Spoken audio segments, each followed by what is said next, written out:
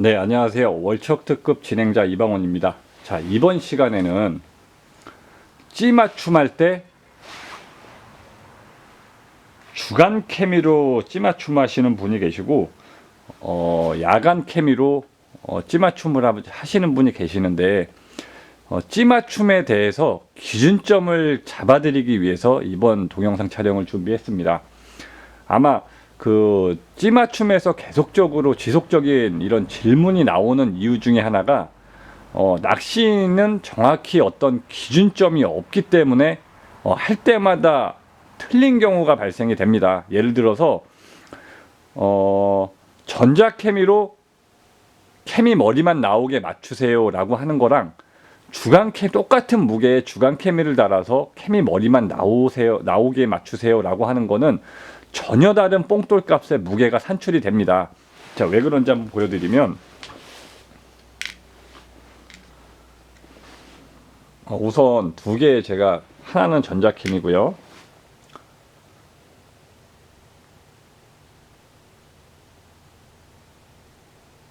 네, 0.27g의 전자케미.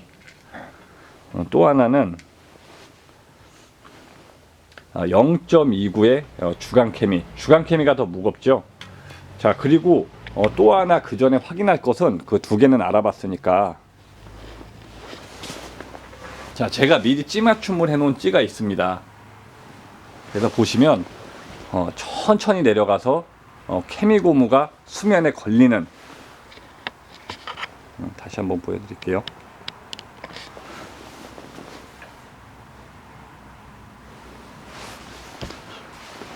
네, 천천히 내려가서 케미 고무가 수면에 걸리는 이런 찌 맞춤이 돼 있는 상황에서, 자, 만약에 주간 케미를 사용하시는 분이 찌 맞춤을 하시게 되는 경우에 케미 머리만 물 밖에 살짝 나오면 됩니다 라고 해서 그런 기준으로 찌 맞춤을 하게 되면 그죠? 된 거 같죠? 그죠? 다시 한번 보여드리면, 내려갔다가 살짝 올라와서 케미 머리 끝단선 노출, 된 거 같죠? 근데 만약에 이거를 전자 케미로 달고 찌 맞춤을 하시는 분한테 드리게 되면, 야, 이거 너무 무거운데? 이렇게 돼요. 그러면 전자 케미로 맞추시는 분들은 깎을 테고, 주간 케미로 찌 맞춤을 하시는 분들은 전자 케미보다 더 무거운 무게로 찌 맞춤을 하셨어도 됐어 하고 쓰실 거 아니에요. 자, 여기에서 왜 그러냐면, 제가 정립을 해드리면, 자, 주간 케미 같은 경우에는,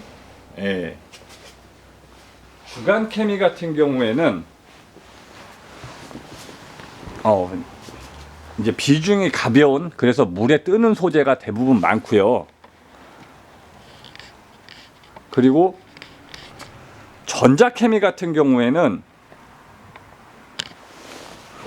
이 건전지라는 철이 들어가기 때문에, 건전지라는 비중이 무거운 물체가 들어가기 때문에 물속에 가라앉게 됩니다. 근데 찌 맞춤을 하실 때에는 이 용어만 알고 계시면 될 것 같아요. 이 찌 맞춤을 할 땐 물에 뜨는 물체는 부력이라 그럽니다. 그냥 찌를 단순히 이렇게 놓았을 때는 부력이라 그러는데, 물속에 들어가서 이 부력값을 떠받치는 무게는 부양력이라고 표현을 합니다. 찌 맞춤을 할 때는 수조에서 뽕돌이 수면에서 바닥에서 뜨는 조건으로 뽕돌을 띄운 상태에서 찌 맞춤을 하기 때문에 부양력이라는 표현을 합니다. 그러면 물속에 떠 있는 찌를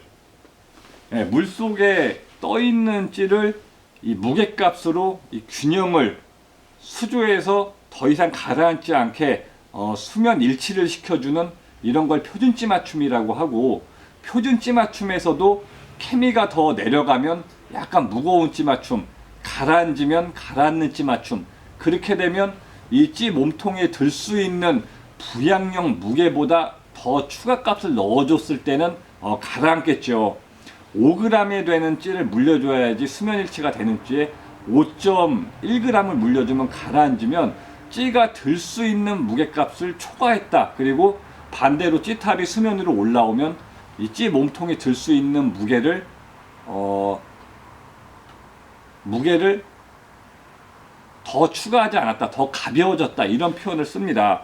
그래서 찌맞춤을 할 때는 어떤 내가 기준을 정해놨을 때는, 만약에 찌맞춤을 하실 때 주간케미로 찌맞춤을 하게 되시면, 주간케미는 물에 뜨기 때문에 뽕돌이 이 찌 몸통에 들 수 있는 무게가 5g인데, 이 만약에 케미 자체도 들 수 있는 무게값이란 걸 갖고 있기 때문에 5g이어야 되는데 뭐 5.05g의 이 뽕돌을 물려줘야지만 더 끌고 내려가는, 이런 식으로 순수 찌 몸통이 갖고 있는 이 불양력 값을 맞춰줄 수 없기 때문에 오차가 생기게 됩니다. 그래서 대부분 찌맞춤은 제가 권해드리는 건 던지면 물에 가라앉는 전자케미나 젤케미도 역시 분말 타입은 뜨고 젤 타입 케미는 물에 가라앉습니다. 그렇기 때문에 젤 타입이나 혹은 내가 사용하는 실제 전자케미를 결속한 다음에 물에 넣고